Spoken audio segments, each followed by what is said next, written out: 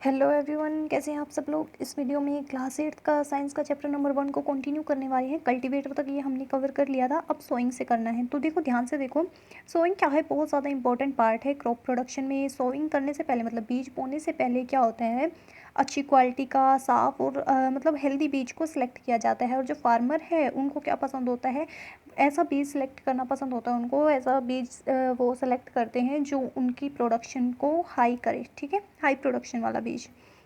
अब देखो, are there seed which float on water. अच्छा, यहाँ पे कुछ नहीं है, यहाँ पे सिर्फ इतना बात बताई गई है आपको कि जो भी बीज आपके पानी के ऊपर तैरेगा वो क्या होगा, या जो बीज हल्का होगा वो क्या होगा, डैमेज होगा, ठीक है। क्योंकि जो डैमेज सीड होता है ना, अंदर से खोखला हो जाता है और इसीलिए हल्का हो जाता है। फिर क्या करेगा, हल्की चीज़ तो पानी पे तैरती है, और जो बीज पानी के अंदर डूब जाएगा वो क्या होगा, हेल्दी बीज होगा। इस तरह से आप सिलेक्ट कर सकते हैं कि कौन सा बीज हेल्दी है, कौन सा क्या है, डैमेज है। This is a good method for separating good healthy seeds from a damage one. बिल्कुल, यही तो एक अच्छा तरीका है। बहुत सारे बीज को हम लोग डाल देते हैं पानी के अंदर, और उसमें से जो डैमेज बीज हो जाते हैं वो पानी के ऊपर आ जाते हैं, और जो अच्छे बीज होते हैं वो नीचे रह जाते हैं। ओके, बिफोर सोइंग, बीज बोने से पहले, one of the important task is know about the tools use for sowing seed. बिल्कुल, सबसे पहले तो हमें यही जानना चाहिए ना बीज बोने से पहले कि कौन कौन से टूल्स वहाँ पे यूज़ होंगे, है ना। अब देखो, ट्रेडिशनल टूल्स क्या हैं, जो मतलब पुश्तैनी मतलब जो बहुत ज़्यादा सालों पहले चलते आ रहे हैं। The tools use traditionally for sowing seeds is shape like a funnel. Funnel की शेप के होते हैं वो, ठीक है। ये ऐसे फनल होती है ना आपकी, ऐसे बनाना नहीं आया मुझे लेकिन ऐसी ही होती है, ये समथिंग ऐसी होती है, ठीक है, इसकी शेप का होता है। अब देखो, the seeds are filled into the funnel. अच्छा, अब उस फनल के अंदर बीज को भर दिया जाता है। पास डाउन थ्रो 2 और 3 पाइप्स हैविंग शार्प एंड। और मतलब फिर आगे क्या होती है, 2 से 3 पाइप उनकी जुड़ी हुई होती है। यहाँ पे देखो, जैसे ये फनल टाइप, ओके, ठीक है। फिर ये होती है ऐसे नीचे पाइप, और नीचे क्या होता है, ज़मीन में फिर ये बीज चला जाता है। ओके, अब नेक्स्ट देखो, यहाँ पे देखो सीड ड्रिल क्या होता है। सीड ड्रिल की पिक्चर ये है, ठीक है। यहाँ पे क्या होता है, इनके अंदर जो ये आपको दिख रहे हैं ना, ये इनके अंदर क्या भर दिए जाते हैं, यहाँ पे बीज भर दिए जाते हैं और फिर इनको चलाया जाता है, जिससे क्या होता है, इक्वल डिस्टेंस पे बीज अच्छी तरह डीपली लग जाते हैं, ठीक है। नाउ अडेज, इन दिनों क्या हो रहा है, seed drill is use for sowing with the help of tractors. Tractors की हेल्प लेकर पीछे इनको लगा दिया जाता है, और फिर क्या होता है, बीज को ये बोती चलती जाती हैं, बीज को सो करती जाती हैं। This sows the seed uniformly at equal distance. Equal distance पे करेंगी और इक्वल गहराई पे करेंगी। It ensures the seed get covered by the soil after sowing. मतलब बीज बोने के बाद उसके ऊपर मिट्टी आ जाए, ठीक है, मिट्टी को ढक देती हैं। This protect seed from being eaten by the birds. और इससे क्या हमारा फ़ायदा होता है कि जो बीज है हमारा, उसको पक्षियाँ नहीं खा सकते, पक्षी नहीं खा सकते। Sowing by use a seed drill save the time और लेबर। बिल्कुल, टाइम भी सेव करेगी और लेबर भी सेव ही होगी। Appropriate distance between the seed is necessary to avoid overcrowding of plants. बिल्कुल, अगर एक ही जगह पे हम लोग प्लांट्स को उगा दें तो क्या होगा, स्पेस कम पड़ जाएगा, और ना ही फिर प्रॉपर उसको न्यूट्रिएंट्स मिलेंगे, ना ही प्रॉपर उसकी ग्रोथ हो पाएगी प्लांट की, ठीक है। तो इसीलिए तो ये अलग अलग डिस्टेंस पे, मतलब इक्वल डिस्टेंस पर और अप्रोप्रिएट सही डिस्टेंस पर ये करती है सीड ड्रिल, ठीक है। This allows plants to get, ये क्या करती है प्लांट्स को, इससे क्या हो जाता है, जो हमारे प्लांट्स होते हैं उनको क्या मिलता है, सफिशिएंट सनलाइट मिलती है, न्यूट्रिएंट्स मिलते हैं, वाटर भी मिलता है। एक सेकंड बच्चे, शोर आ रहा है पीछे से। तो देखो, इससे क्या होगा, पौधों को सफिशिएंट सनलाइट मिलेगी, न्यूट्रिएंट्स भी मिलेंगे, पानी भी अच्छे से मिलेगा, ठीक है। At a time of few plants में have to be remove for. हाँ जी, बिल्कुल, कुछ ऐसा टाइम भी आता है कि जो ओवर क्राउडिंग होती है ना, जब ओवर क्राउडिंग होती है तब वहाँ से कुछ प्लांट्स को हटाना पड़ जाता है। Adding manure and fertiliser. उसके बाद हमने बीज बो दिए, उसके बाद क्या करना पड़ेगा, उसके अंदर मैन्योर को और फर्टिलाइज़र को ऐड करना पड़ेगा। तो देखो, the substance which are added to the soil in the form of nutrients for the healthy. बिल्कुल, इसकी ना डेफिनेशन दी गई है कि वो सब्सटेंस जो मिट्टी के अंदर ऐड किया जाता है इन the form of nutrients, nutrients की फॉर्म में, ठीक है, ऐसा nutrients for the healthy growth of plant. बिल्कुल, तभी तो अगर हम लोग मैन्योर फर्टिलाइजर ऐड करेंगे तभी तो प्लांट की हेल्दी ग्रोथ होगी। क्यों, क्योंकि उनको न्यूट्रिएंट्स मिलेगा उससे। ओके, और इसी को हम लोग क्या बोलते हैं, मैन्योर और fertilisers.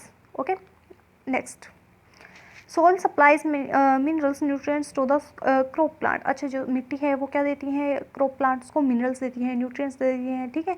These nutrients are essential for the growth of plant. बिल्कुल, ये बहुत ज़्यादा ज़रूरी होते हैं ग्रोथ के लिए, है ना। अगर हम लोग खाना नहीं खाएंगे तो हम लोग कैसे बढ़ेंगे, वैसे ही प्लांट्स को न्यूट्रिएंट्स नहीं मिलेगा तो प्लांट्स कैसे बढ़ेंगे, कैसे बढ़ेंगे।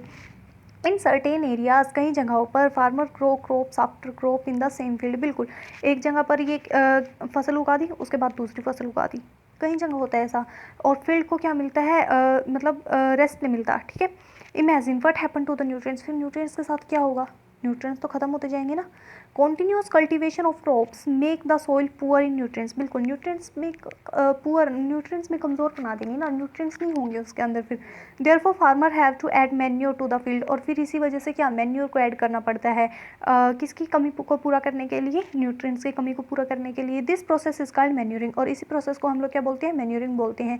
इम्प्रॉपर और insufficient manuring result in weak plant, अगर हम लोग कम मैन्योर दें, इम्प्रॉपर दें या इनसफिशिएंट मैन्योर देंगे प्लांट्स को, तो प्लांट्स वीक हो सकते हैं। Manure is an organic substance, organic होती हैं ये, ठीक है। Obtain from the decomposition of plant and animal wastage, अब जब प्लांट्स का या एनिमल का वेस्ट होगा जो, वो डिकम्पोज हो जाएगा, उसी से मैन्योर बनते हैं, ठीक है। Farmer dump plant and animal waste in pit is open place allowed to decompose. अब क्या होता है कि जो एनिमल का वेस्ट होता है वो ओपन में पड़ा रहता है ना, तो वो क्या करेगा, वहीं पे डिकम्पोज हो जाएगा, और इसी से क्या मिलेगा, इसी से क्या मिलेगा, मैन्योर मिलेंगे, okay. The decomposition is caused by some microorganism, ये तो हम लोगों ने बहुत पहले से पढ़ा है कि जो डीकम्पोजिशन होता है वो किसकी वजह से होता है, जो माइक्रो ऑर्गेनिज्म होते हैं उनकी वजह से होता है। The decompose matter is used as organic matter, जो डीकम्पोज हो जाती है ना चीज़, उसको ही ऑर्गेनिक मैन्योर बोल देते हैं, ठीक है। You have already learned in vermi composting in class number 6, class 6 में हम लोगों ने इसके बारे में पढ़ा है, वर्मी कंपोस्टिंग के बारे में। नेक्स्ट देखो, ओ यहाँ पे देखो, तो देखो यहाँ पे देखो क्या है, आपको ना मूंग की या फिर जो चने के बीज लेने हैं, ठीक है, और उनको बो देना है, मतलब उगा देना है। Select 3 equal size seedling, 3 equal size की सीडलिंग को सिलेक्ट करना है। टेक 3 एम्प्टी ग्लासेस, 3 खाली गिलासेस लेने हैं, या फिर एक जैसे बर्तन लेने हैं, और उनको मार्क दे देना है A B C, ठीक है। 2 ग्लास ए, एक ग्लास में आपको क्या करना है, थोड़ी सी मिट्टी, और उसके अंदर क्या डाल देना है, थोड़ा सा काऊ का क्या डाल देना है, डंग डाल देना है, ठीक है, गोबर। और in glass B, glass number B में आप लोगों को क्या डाल देना है, थोड़ी सी मिट्टी, और उसके अंदर थोड़ा सा यूरिया भी डाल देना है। और सी ग्लास के अंदर आप लोगों को सिर्फ मिट्टी मिट्टी डालनी है और कुछ नहीं डालना, ठीक है। विदाउट एनी, आपको कुछ भी उसके अंदर ऐड नहीं करना। Now for the same amount of water, और आपको उनकी अच्छे से देखभाल करनी है 7 से 10 दिन तक। और 7 से 10 दिन के बाद आप लोगों को देखना है कि कौन सा जो पौधा है अच्छी तरह से उगा है या सबसे ज़्यादा बड़ा हुआ है। Did plants in all glasses grow at the same pace, बिल्कुल भी नहीं होगा ना, क्योंकि एक जैसे तो बड़े नहीं होंगे, कोई ज़्यादा बड़ा होगा, कोई थोड़ा कम होगा, कोई बिल्कुल छोटा होगा, ठीक है। विच ग्लास शोड, एक second guys, which glass showed better growth of plant, कौन से ग्लास के अंदर अच्छे से ग्रोथ हुई है प्लांट्स की। In which glass was the growth fastest, किसके अंदर जल्दी हुई है, ठीक है। Fertilizers are chemical, chemical fertilizers क्या होते हैं, केमिकल्स होते हैं। Which are rich in a particular nutrient, जिसके अंदर एक पर्टिकुलर न्यूट्रिएंट होता है। How are they different from manure, तो वो मैन्योर से अलग कैसे होते हैं। Fertilizer is produced in factories, देख F4 फर्टिलाइजर और F4 ही फैक्ट्री, ठीक है। F4 फर्टिलाइजर, F4 फैक्ट्रीज, मतलब F4 फर्टिलाइजर्स कहाँ पे प्रोड्यूस होंगे, F4 फैक्ट्रीज के अंदर होंगे। सम एग्जांपल क्या होंगे फर्टिलाइजर्स के, यूरिया हो गया, अमोनियम सल्फेट हो गया, सुपर फॉस्फेट हो गया, पोटाश हो गया, या फिर ये याद करो NPK, यानी नाइट्रोजन, फास्फोरस और पोटेशियम, ठीक है। The use of fertiliser has help farmer, इन्होंने फार्मर की हेल्प की है to get better yield of crop such as wheat, paddy and maize, ठीक है। But excessive use of fertiliser, लेकिन अगर हम लोग फर्टिलाइजर्स का ज़्यादा यूज़ कर लें, has made the soil less fertile. Fertilizers have also become a source of water pollution, इससे वाटर पोल्यूशन भी होता है। Therefore in order to maintain the fertility of the soil, मिट्टी की फर्टिलिटी को बनाए रखने के लिए we have to substitute fertilizers with organic manure और leave the field uncultivated in between 2 crops. अगर हम लोग 2 फसलें उगाते हैं तो उनके बीच में थोड़ा सा टाइम हमें ऐसा देना चाहिए जिसके अंदर खेत में कुछ भी लगाया ना गया हो, जिससे क्या होगा, न्यूट्रिएंट्स की कमी पूरी हो सके। The use of manure improve soil texture as well as its water retaining capacity, जो मैन्योर का यूज़ है वो क्या करता है, मिट्टी का टेक्सचर को इम्प्रूव कर देता है, और क्या कर लेगा, उसकी पानी को धारण करने की क्षमता को बनाए रखेगा, ठीक है, जिससे वो पानी को ज़्यादा देर तक अपने अंदर सोख के रख पाएगी। It replenishes the soil with nutrients, और न्यूट्रिएंट्स से उसको भर देता है। Another method of replenishing the soil with nutrients is through crop rotation. Crop rotation भी करते रहना चाहिए। ऐसा ही नहीं कि आपने पहले गेहूँ उगाई, दोबारा फिर दूसरी फसल गेहूँ की उगा दी, अलग अलग फसल को उगाना चाहिए, ठीक है। This can be done by growing different crop alternately. बिल्कुल अलग अलग क्रॉप को उगाओगे तभी तो ये होगा। Earlier farmer in northern India के जो फार्मर है use to grow legumes as fodder in one session and wheat in the next session, ठीक है। This help in the replacement of the soil. वो क्या करते हैं कि अलग अलग क्रॉप को उगाते हैं। सबसे पहले एक क्रॉप उगा दी, उसके बाद दूसरी क्रॉप उगा दी, ठीक है। इससे क्या होगा, नाइट्रोजन की पूर्ति होती रहेगी। Farmers are being encourage to adopt this practice, ठीक है। और फार्मर को ये बताया गया है कि प्लीज़ आप लोग भी ये काम करके देखिए। इन द प्रीवियस क्लासेस, पिछली क्लासेस में हमने पढ़ा है किसके बारे में, राइजोबियम बैक्टीरिया के बारे में पढ़ा है, बिल्कुल पढ़ा है। These are present in the nodules of the roots of, जो फलीदार सब्जियां होती हैं, फलीदार सब्जियां होती हैं उनके फलीदार सब्जियों के प्लांट के जड़ों में ये प्रेजेंट होता है। दे फिक्स एटमोस्फेरिक नाइट्रोजन, एटमोस्फेयर से नाइट्रोजन लेकर ये उसको वाटर और मिनरल्स के साथ मिक्स कर देता है। उसके बाद जब वो प्लांट्स वाटर और मिनरल्स को लेगा तो उसके अंदर भी नाइट्रोजन चली जाएगी, ठीक है। ये ऐसा क्यों करता है, क्योंकि प्लांट को नाइट्रोजन की ज़रूरत होती है और प्लांट एकदम एटमॉस्फेयर से नाइट्रोजन को नहीं ले सकता, इसलिए ये काम करता है, ओके। अब यहाँ पे देखो फर्टिलाइज़र और मैन्योर में डिफरेंस है, वो आप लोग खुद पढ़ लेना, क्योंकि ऊपर सारी बातें ये हम लोगों ने डिस्कस कर ही ली है। अब देखो एडवांटेज क्या होती है मैन्योर की। मैन्योर की क्या क्या एडवांटेज हो सकती है। The organic manure is considered better than fertiliser. बिल्कुल, जो ऑर्गेनिक मैन्योर होता है वो फर्टिलाइज़र से ज़्यादा अच्छा होता है। क्यों, क्योंकि it enhances the water holding capacity of the soil. बिल्कुल पानी को धारण करने की क्षमता को बनाए रखता है। It make the soil porous due to which exchange of gases become easily. मिट्टी को पोरस बना देते हैं जिससे गैसेस का एक्सचेंज अच्छे से हो सकता है। Increase the number of friendly microbes. बिल्कुल फ्रेंडली माइक्रोब्स का नंबर बढ़ा देता है, उनकी ग्रोथ अच्छे से होती है। और क्या कर देता है, मिट्टी के टेक्सचर को भी बढ़ा देता है। उसके बाद देखो इरिगेशन, ओके।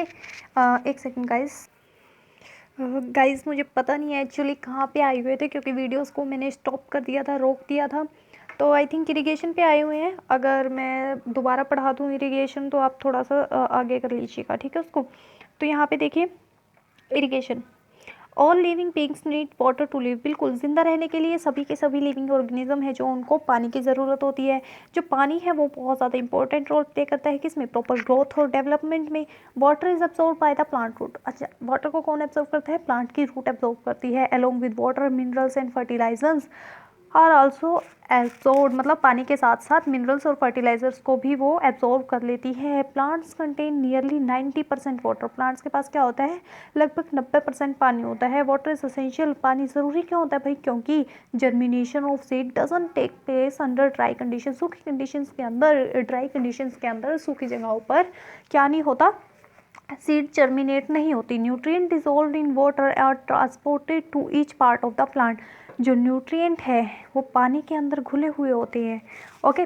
वो कहाँ कहाँ ट्रांसपोर्ट हो जाते हैं, प्लांट के हर एक पार्ट के अंदर। वाटर ऑल्सो, आगे देखो यहाँ पे, water also protect the crop from both frost and hot air currents. मतलब एयर के करंट से भी उसको प्रोटेक्ट करता है, किसको, क्रॉप को। To maintain the moisture of the soil for healthy crop growth, field have to be watered regularly. Healthy crop के लिए खेतों को रेगुलरली पानी देने की ज़रूरत होती है। The supply of water to crops at regular intervals is called irrigation. Irrigation किसको बोलते हैं, अगर हम लोग पानी को सप्लाई करें क्रॉप्स के अंदर रेगुलर इंटरवल्स में, उसको क्या बोलेंगे, इरिगेशन बोलेंगे। The time and frequency of irrigation varies from crop to crop. बिल्कुल, कोई क्रॉप ऐसी होती है जिसको कम पानी की ज़रूरत होती है, कोई ज़्यादा पानी की वाली भी होती है। और मिट्टी में भी तो कुछ ऐसा ही होता है। कई मिट्टी होती है कि जो पानी है उसको अपने अंदर बहुत टाइम तक, लंबे टाइम तक सोख के रखती है। तो कई ऐसी भी होती है जो पानी को इतने लंबे टाइम तक सोख के नहीं रख पाती, और इसीलिए उसके ऊपर उसमें ज़्यादा पानी देने की ज़रूरत होती है, ओके। सीज़न पे भी ये डिपेंडेंट रहती है। अब अगर बारिश का मौसम है तो इतना ज़्यादा पानी देने की ज़रूरत नहीं पड़ेगी खेतों में, और अगर गर्मियों का मौसम है तो उसमें तो पानी देने की बहुत ज़्यादा सख्त ज़रूरत पड़ेगी। अब देखो गर्मियों में क्या होता है, the frequency of watering is higher. बिल्कुल वही तो बताया अभी, पानी देने की ज़रूरत बहुत ज़्यादा पड़ेगी। वाई इट इज़ सो, ये होता क्यों है, could it be due to the increase rate of evaporation of water from the soil. क्या क्या ये मतलब गर्मियों में क्या होता है, इवापोरेशन हाई होता है। इवापोरेशन क्या होता है, पानी का भाप बनकर उड़ना है, क्या होता है, इवापोरेशन होता है बिना किसी टेम्परेचर के दिए। ओके, तो क्या ये सब इवापोरेशन की वजह से होता है, बताओ ये आप। अब इरिगेशन देखो, इरिगेशन सोर्सेज क्या रहेंगे इरिगेशन के, the sources of water for irrigation are, sources क्या क्या होंगे, वेल्स होंगे, कुएं होंगे, ट्यूबवेल्स होंगे, पॉन्ड्स होंगे, लेक, रिवर, डैम, कैनाल्स। ठीक है, आगे देखो, यहाँ पे ये बेचारा वेल से पानी दे रहा है। ओके, और यहाँ पे देखिए चैन पंप है ये, और ये क्या है, ढेकली, ढेकली बोलते हैं इसको। तो देखिए यहाँ पे, यहाँ से देखते हैं, ये राहत, ये बैल है जो ये ऐसे ऐसे घूमेगा और वहाँ से पानी आता रहेगा। ठीक है, तो देखिए इसके बारे में अच्छे से पढ़ते हैं। ट्रेडिशनल मेथड क्या रहेंगे इरिगेशन के, देखो क्या रहेंगे। एक सेकंड गाइस, मैं देख लूँ टाइमिंग चल रही है क्या, बिल्कुल चल रही है। देखो एक बार क्या हुआ था, मैं रिकॉर्डिंग कर रही थी और ये टाइमर चलाया नहीं, तो रिकॉर्डिंग होती गई, लेकिन इसमें कुछ भी रिकॉर्ड नहीं हुआ है ना, तो देखना पड़ता है। अब ट्रेडिशनल मेथड क्या है इरिगेशन के, the water available in well, पानी कुओं में अवेलेबल होता है, लेक्स में होता है, कैनल में होता है, is lifted up by different method, और उसको निकालते कैसे हैं, उठाते कैसे हैं, अलग अलग तरीक़ों से, इन डिफरेंट रीजन, अलग अलग जगहों पर अलग अलग रीजन, अलग अलग मेथड से उठाते हैं, for taking it to the field, उसको खेतों में देते हैं। कैटल और human labour is use in this method, बिल्कुल कैटल का और ह्यूमन लेबर है उसी का तो यूज़ होगा इन मेथड्स में। So these methods are cheaper, एक तो ये सस्ते होते हैं लेकिन इनसफिशिएंट होते हैं, इतने एफिशिएंट नहीं होते। ठीक है, लेस एफिशिएंट होते हैं। ठीक है, इनसफिशिएंट वर्ड मैं गलत बोल गई, वो एफिशिएंट आना था, लेस एफिशिएंट होते हैं, कम एफिशिएंट होते हैं। अच्छा, एक एफिशिएंट वर्ड आता है आपके बुक में, बहुत बार आता है, क्या आपको इसका मतलब पता है क्या होता है एफिशिएंट? एफिशिएंट का मतलब होता है कि अपना टाइम काम पर करना, टाइम पे करना सॉरी, अपना काम टाइम पे करना, गलत बोल गई ना मैं, अपना काम टाइम पे करना ही एफिशिएंसी होता है। ठीक है, अगर कोई बच्चा अपना काम है जो वो टाइम पे करके लेके आता है वो एफिशिएंट है, अगर नहीं लेके आता तो इनएफिशिएंट है। ओके, लेस एफिशिएंट है। द वेरियस ट्रेडिशनल वेज क्या है, देखो मोट पुली सिस्टम है, चैन पंप है, यहाँ पे मैंने दिखाया है आपको, है ना, ये मोट है, और यहाँ पे आई थिंक चैन पंप भी था कहीं, ये रहा। ओके, तो देखिए यहाँ पे ढेकली है, राहत है। Okay, pumps are commonly use for lifting water, बिल्कुल पंप का तो यूज़ होता ही है पानी को लिफ्ट करने के लिए। Diesel, biogas, electricity and solar energy is use to run this pump, और ये सारी चीज़ें जो डीजल होगी, बायोगैस होगी, बिजली होगी, सोलर एनर्जी होगी, इन पंप को चलाने के लिए काम आती हैं। नेक्स्ट देखिए यहाँ पे मॉडर्न मेथड क्या है इरिगेशन के, मॉडर्न मेथड क्या है, ये देखिए स्प्रिंकलर सिस्टम है। ओके, देखो क्या है, modern method of irrigation help us to use water economically, मतलब पैसे लगाकर। ठीक है, the main method use as follows, यहाँ पे देखो मेन मेथड क्या है, एक स्प्रिंकलर सिस्टम है। This system is more useful on the uneven land where sufficient water is not available, ये वहाँ पे सूटेबल होता है सिस्टम, स्प्रिंकलर सिस्टम वहाँ पे सूटेबल होता है जहाँ पर पानी की थोड़ी कमी होती है। ठीक है, the perpendicular pipes having rotating nozzles, अच्छा ऊपर क्या होते हैं, ये पाइप होते हैं, यहाँ पे देख ही रहे होंगे आप, ये क्या होते हैं, इनके जो नोजल्स होते हैं ना, ये रोटेटिंग होते हैं, घूम घूम के चारों तरफ पानी दे देते हैं ये पौधे के। ठीक है, are joint to main pipeline and, अब यहाँ पे क्या है बच्चों, ये इसे बता देती हूँ आपको, क्योंकि ये पाइप है, देखो यहाँ पे ये पाइप है और ये मोटर है, मोटर चलेगी और यहाँ से पानी आएगा और ये हर जगह हर पाइप के ऊपर चला जाएगा। ओके, और फिर क्या होगा, ये यहाँ पे रोटेटिंग नोजल होगी, चारों तरफ पानी आ जाएगा पौधे की, बस और कुछ नहीं है इसके अंदर। यहाँ पे ड्रिप सिस्टम भी है, वो स्प्रिंकलर सिस्टम में क्या था, ऊपर की तरफ पाइप थे ना, ऊपर की तरफ थे, ये सारा का सारा छिड़काव यहाँ पे पानी का हो रहा था, और जो ये ड्रिप सिस्टम है उससे क्या होगा, सीधा जड़ों में पानी जाएगा। ठीक है, यहाँ पे थोड़ा सा पढ़ लेते हैं इसके बारे में फिर भी। In the system the water falls drop by drop, बूंद बूंद कर पानी आएगा, डायरेक्टली नियर द रूट, जड़ों के पास में जाएगा। It is called drip system, इसीलिए इसको ड्रिप सिस्टम बोला जाता है। It is the best technique, अच्छी टेक्निक है पानी देने के लिए फ्रूट वाले प्लांट को, गार्डन्स में देने के लिए, पेड़ों पे देने के लिए, जहाँ पे वाटर है यहाँ पे इतना ज़्यादा वेस्ट नहीं होगा। It is a boon in region where availability, हाँ यहाँ ये भी वहीं पर यूज़ होगा जहाँ पर पानी की थोड़ी कमी होती है। नेक्स्ट देखो प्रोटेक्शन फ्रॉम वीड्स, इसको नेक्स्ट वीडियो में देखेंगे। ओके, इसको नेक्स्ट वीडियो में देखेंगे, वीडियो 19 मिनट का हो चुका है।